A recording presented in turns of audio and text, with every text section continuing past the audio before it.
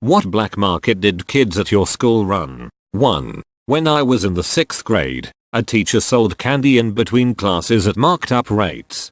A student decided to undercut her. That put an end to all candy sales. Till the school system hates the free market. Classic example of big business legislating small business out of the market. 2. These little game coupons that our teacher gave out for winning class quiz games. Right when people were starting to get scanners printers in their own home, some kid made copies of his coupons and sold or traded them to other students. Edit. Since I have some people asking what the coupons could be traded for, it was usually a piece of candy or a pencil with a fun print or something similar. I think the kids ended up getting caught like 2 weeks into the scheme. Edit 2. A lot of people are comparing this to Diary of a Wimpy Kid, which I've heard of but never read before. I think kids are just clever and do this kind of thing on their own because a lot of people in the replies had similar things happen in their own schools as well. I don't know if this is where the kid got his idea or not, but this may have been before those books came out. And that's how you first learned about inflation. In a similar vein, our high school had homework passes redeemable across all classes. You could use them as either one free pass for a homework assignment or 1 day delay on a large report. They even had a void message if copied. The teachers got them from the principal at the beginning of each quarter and they passed them out with wild abandon to anyone showing interest in class. The market was flooded. I'd buy them from kids for each. Then I'd wait.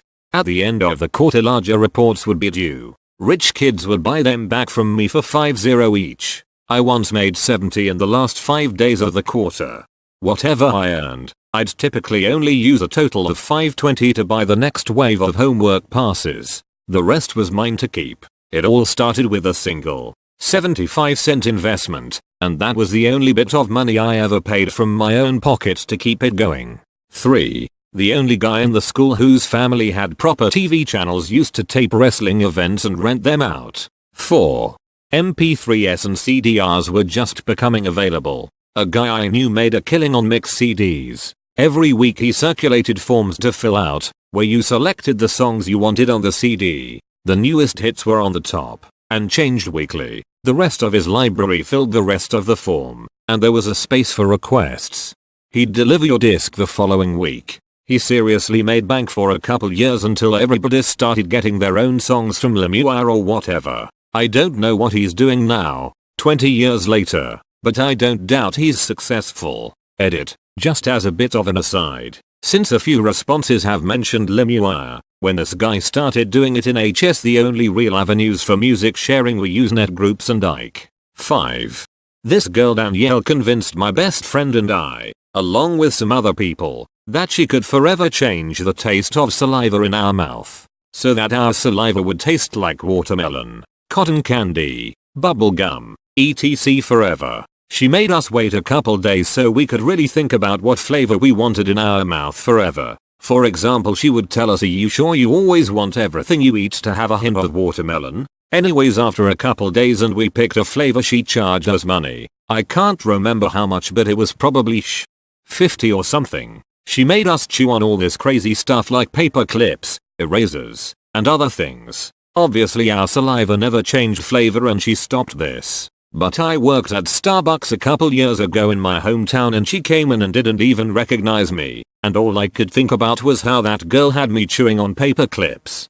Was she head of her own religion by then? 6. Nintendo games. Some kid sold them off for like 10 or 15 bucks a pop. I don't know where he got them from, but he said he just told his dad what he wanted and his dad would get it for him. He'd ask for the same ones over and over and it didn't matter. He'd end up with 5 copies and he'd just sell 4 of them. Either the kid was the most spoiled brat in history, or his dad was straight up stealing them anyhow. Anyways, I could never get any. I had a Sega, but I remember that kid making a killing in grade 3. Updates and answers. It was NES. Yes. Please tell me how to download a car. 7. A kid in my school used to sell stupid amounts of porn tapes for $0. We found out later that his dad had paid for some porn channels and I guess he never noticed his son had them open in his room. He would buy empty tapes and just hit record until the tapes were full. I know I bought at least 10 of them. This was in the 90s. That guy was making a shit ton of money. He would bring a backpack full of tapes almost every day and leave school with it empty. Easily he was making 0 a day when he emptied his bag. Edit. Thanks guys. Now every time someone mentions emptying a bag in any situation, I'll remember all your masturbation jokes. They will come in handy for sure. 8. I had the principal's secretary's handwriting down and used to sell her hall passes for each. Made a killing. Edit. I don't really know how much I made, but it was in the realm of dollars a day. Sometimes I went dry because you needed the actual pass paper, but I finally figured out how to get into the supply closet, slide the student in by the latch bolt. I only took a few pads at a time so they wouldn't get suspicious. Edit 2. I could also forge my mother's signature. Did it so well that when I brought in a note from her that she scribbled on the dash, they called her to confirm. 9. Cuban sandwiches straight out a duffel bag before school. They were bomb, cheap and way better than the lunch in the cafeteria. 10. I went to a private high school with a strict dress code, ties, belt, etc. So I bought a bunch of ties and belts from a thrift store and ran a lucrative rental business out of my locker. Rent a swag. 11. In high school, this guy sold socks in the hallways. 12. Silly bands. I remember a kid made like 0 one day. 13. Apple laptops in middle school. Some had iTunes, some didn't, and the kids wanted it, so I apparently was the only one who knew how to transfer the installer with my USB. I put it on everyone's laptop for gifts, favors, etc. In return. Got caught by the sub that day. I told her it was my flash drive, I could do what I wanted with it. And that's how I got my second detention of my life. Edit. Gifts were typical middle schooler shit. Yu-Gi-Oh cards, fruit snacks, best food trades during lunch, gain in popularity and hang out with the cool people. Obviously they were taking advantage of me, but I didn't mind. 14. Apart from the 20 minutes before the morning bell rang where everyone crowded around the front of the school being an open-air drug market, there were always dice tournaments. The rules were 2 people put down X amount of money on a game. Then both people rolled 2 dice at the same time.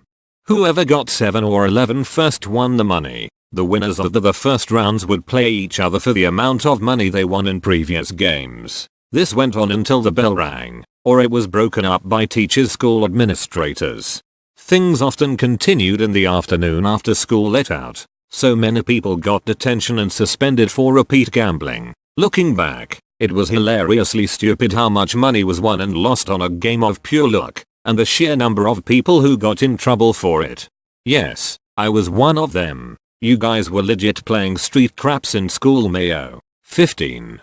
Banana chips were 25 cents in the vending machine in middle school. I always went to school early, so I always ended up buying all of them and selling them for 50 cents a bag. 16. 2 years ago I was a sophomore in high school, and freshmen weren't allowed to go off campus but everyone else was. So I'd take orders, go to the local fast food shops, and get the goods. I'd up the price by about $2 and ended up making about $200 a month. Edit. $200 a month folks, not per year. 17. Used to crush up warheads and mix them with sugar. Sold them by the straw with the ends melted. 50 a piece. Hey kid, want some death sticks? 18. I used to sell Coke, the drink, because they didn't allow fizzy drinks to be brought in. Pablo Frescobar. 19. I was in elementary school when pogs were big. Everyone had cool slammers and stuff, but I didn't have money for good ones. My dad made one out of 1/2 mild steel for me and used an engraving pen to make a simple pattern. Everyone was asking me where I got them from. I didn't want to lose my unfair edge, but I also knew I could make money. My dad had a big sheet of this 1/2 steel. I told them I was the only one who could get them. I sold them for $15 a pop. My dad kept 10, I got 5. And that's when I learned what overhead was. Edit. First silver. Neato. Thanks. 20. I lived in an area with a lot of retiree age people, a lot of which ended up raising their grandchildren. It really isn't a good area. Being older and from a rural area, they still don't trust online sites like eBay or Amazon, so I started ordering people things from those sites for actual money and added a charge for me to be making money off of it. It eventually got shut down because I got someone a USB in the shape of a pistol. It was the size of a USB and clearly a USB, but it didn't matter. The principal actually got the police involved to try to get me in real trouble. During a drug search at my school, a guy got in trouble simply for having a shirt in his truck with Sex Pistols on it. Zero tolerance is a freaking mess. 21. Locker accessories such as carpets and magnets. Carpets? How big were your lockers? Only a few hundred square feet. The fireplace was really disappointing because it was only gas. 22. At my school they took all sweets out of the vending machines and replaced them with healthy snacks. In the local town there was a sweet shop where you could buy a kilo of mixed sweets for £5. So every week I would go there and buy 1 pound of small paper bags and spend the Sunday night before school repackaging them all ready for the week ahead. Come Monday I would go into school and load my bag up every day selling the bags for 50p. G-rated version of repacking and selling drugs. 23. It's not anything bad, but we had a black market for food and another for birth control pills. Hey, Martha. Didn't see you last week. You want your usual order of birth control pills? Nope. Just the food, please. Right, double quotation mark. Do you need double the usual amount? Apostrophe. 24. Cinnamon toothpicks were all the rage in grammar school. 25. I have family in NY and would go visit a couple times a year back in high school. Every once in a while we'd visit Chinatown in NYC and I'd end up buying zeros worth of fake watches, Rolex, Tag, Gucci, etc. Return to school and sell them for double than what I paid for them. 26. Marbles were big at my primary school. Real big. It got to the stage where they were only allowed for 3 months a year as we would no longer discuss anything but the game we had or the make we wanted to pay for. That was marble season. Now you could buy a big bag of cat's eyes from the supermarket but they wouldn't get you far. To play the high stakes games, you needed a spect egg, a glitter bomb, a tidal wave or something exotic, but those suckers were pricey. Us poor kids couldn't afford those things, so we secretly gambled our marbles through the year, so when marble season opened, we had amassed enough marbles to really be ahead of the game. Being caught with marbles outside of marble season was bad. Real bad. One kid got 5 strokes of the cane. This being so, it was a big risk to hide in the shadows of the trees and sling those little glass balls about. Not only did it hone your skills for the season start, but you got good at taking the shot and then acting nonchalant. Marbles were currency. You could trade lunches with them or buy time on playground equipment.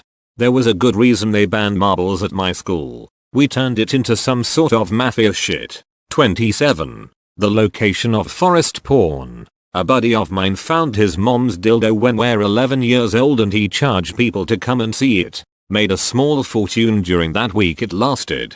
Step right up, see the 8th wonder of the world. Folks, right here. Just 25 cents a ticket. A hidden treasure from the farthest orient, crafted by 1,000 Chinese laborers using only the finest grade India rubber. Enchanted by secret Confucian magic to move of its own volition, it buzzes continuously with energy said to be drawn from the dome of heaven. Its undulating motions, at once repulsive and transfixing, are likened to the hypnotic sway of a king cobra. I present to you, even now still sticky with the fragrant dew of a foreign clime, the disembodied phallus of Beijing. 28.